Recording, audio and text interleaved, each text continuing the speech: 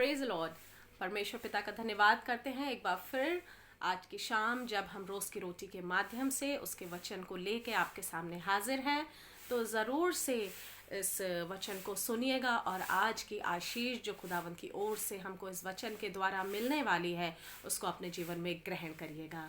आइए देखते हैं वचन से आज हमें क्या नया सीखने को मिलता है।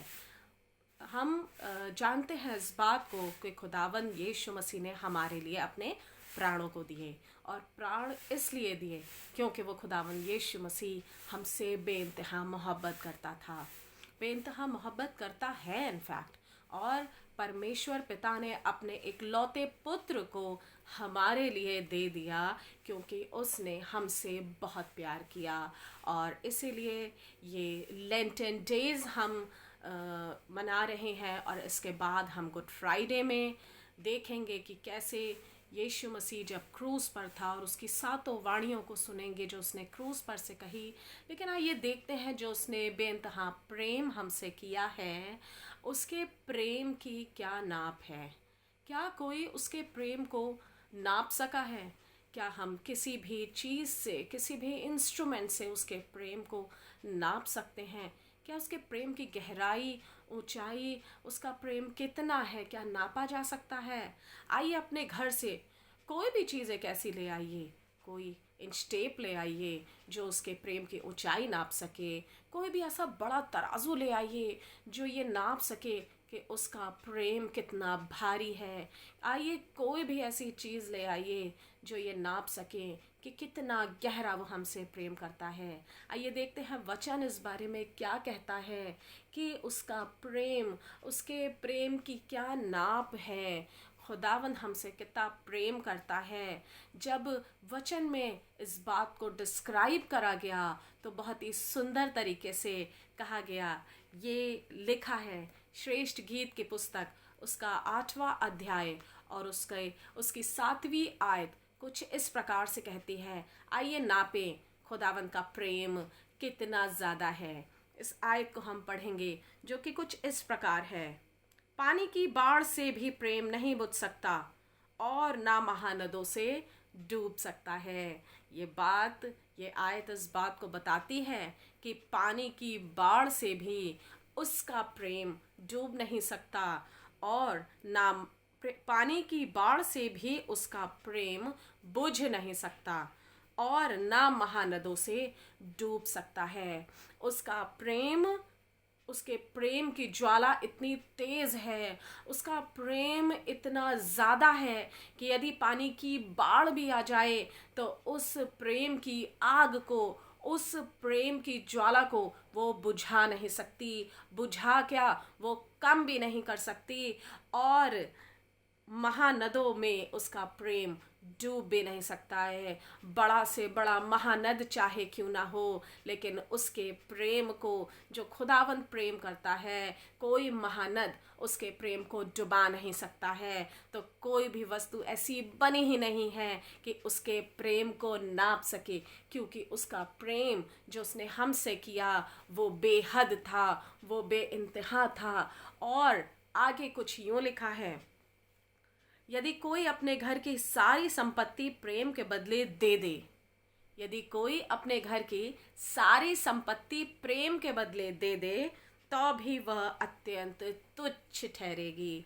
तो भी वो संपत्ति, चाहे आपके घर में कितना सोना चांदी हो, चाहे कितनी वैल्यूएबल थिंग्स हो, चाहे वो बहुत ही अनमोल वस्तु हो, अगर आप उसके प्रेम के बदले देना चाहें भी तो वो सारी अनमोल चीज़ें, वो सारी प्रेशियस, वो सारी कॉस्टली चीज़ें, महंगी महंगी चीज़ें, एक्सपेंसिव चीज़ें उसके प्रेम के आगे तुच्छ ठहरेंगी, क्योंकि उसका प्रेम महान है। जो प्रेम उसने हमसे किया वो महान है और उस प्रेम को कोई भी तौल नहीं सकता है।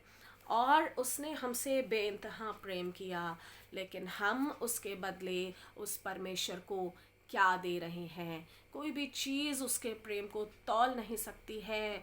तो हम उसके उस बेइंतहा प्रेम के बदले हम उसको क्या दे सकते हैं? आइए देखते हैं कि हम उसको इस प्रेम के बदले दे क्या रहे हैं।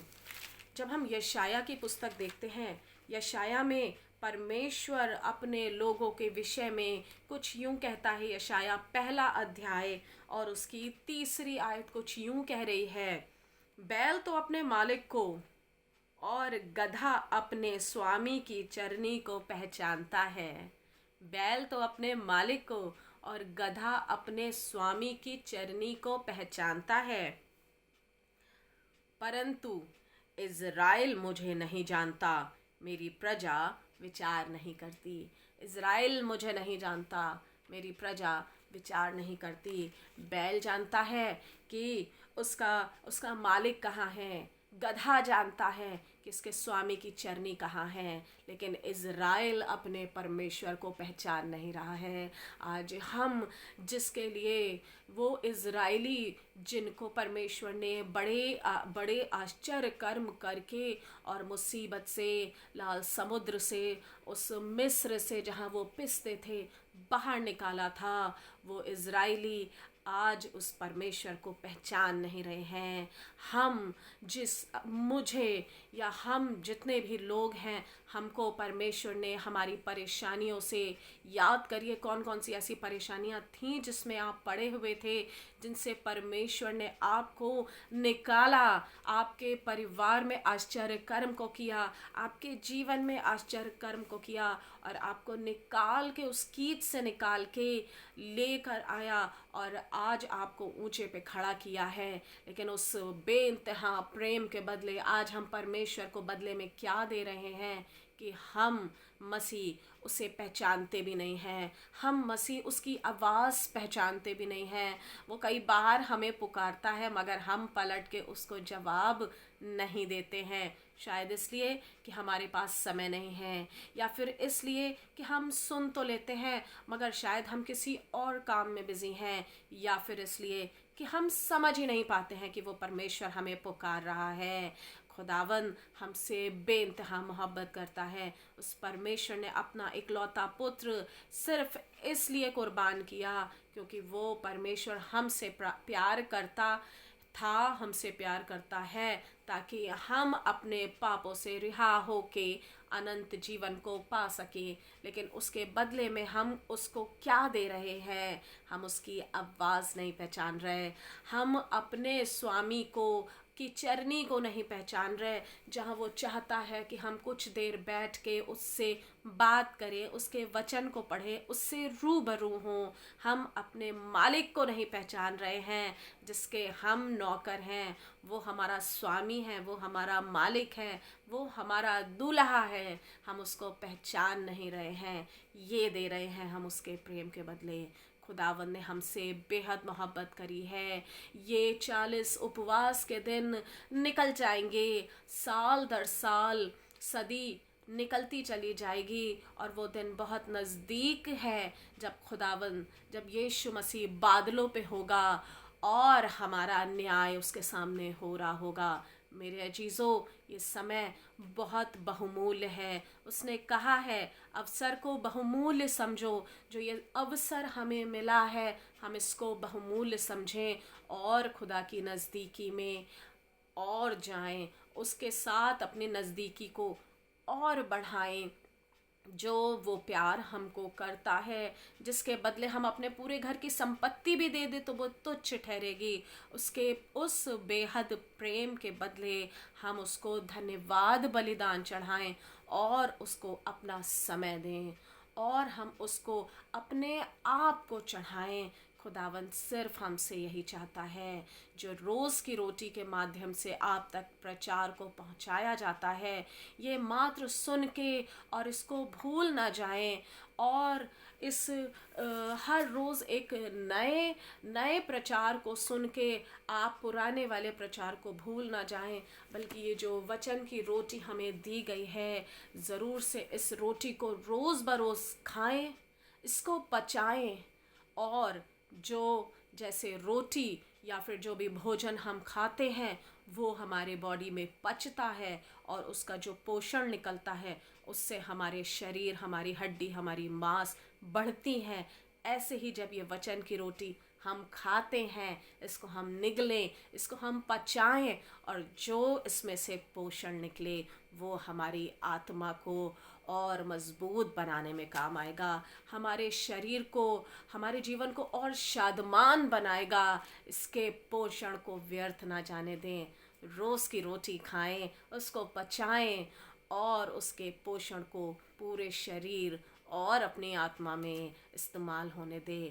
परमेश्वर पिता का प्रेम हमारे लिए बेहद है। उसका प्रेम हमारे लिए ऐसा है जिसको हम नाप भी नहीं सकते। आइए इस आयत को एक बार फिर से पढ़ें और उसके प्रेम का डिस्क्रिप्शन हम इतने सुंदर तरीके से देखें, जो कि ये है कि पानी की बाढ़ से भी प्रेम नहीं बुझ सकता और ना महानदों से डूब सकता है।